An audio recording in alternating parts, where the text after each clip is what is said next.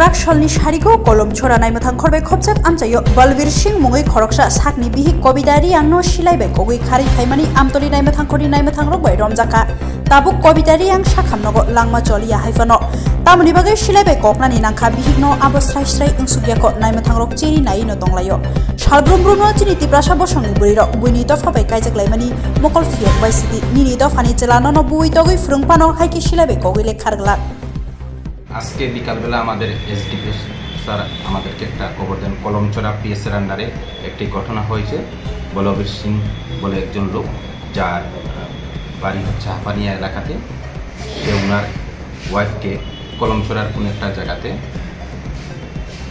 Fire করেছে arms দিয়ে এই খবর পাওয়া মাত্র এবং আমি কলমচড়া থানা থেকে খবর পাই সাথে সাথে আমি এবং আমাদের অন্যান্য অফিসার এবং স্টাফ মিলে আমরা তাকে ধরার জন্য উদ্যোগ নিই এবং আমরা প্রায় 1 ঘন্টা পরে তাকে আমরা হাপানিয়া এলাকা থেকে ধরতে সক্ষম হই বলবীর সিংকে এবং পরবর্তী সময় তার বাইক তল্লাশি করে আমরা উক্ত হাতিয়ার এবং রাউন্ড পাই এবং তাকে আমরা থানাতে নিয়ে আসি এবং কলমচড়া থানাকে ইনফর্ম করা হয় এবং কলমচড়া থানার কাছে তাকে হ্যান্ড ওভার করা হয়। কী কারণে কলমচড়া নিয়ে গেছে, কিছু কি পাওয়া গেছে বা কেনই বা গুলি করতে চেয়েছিল?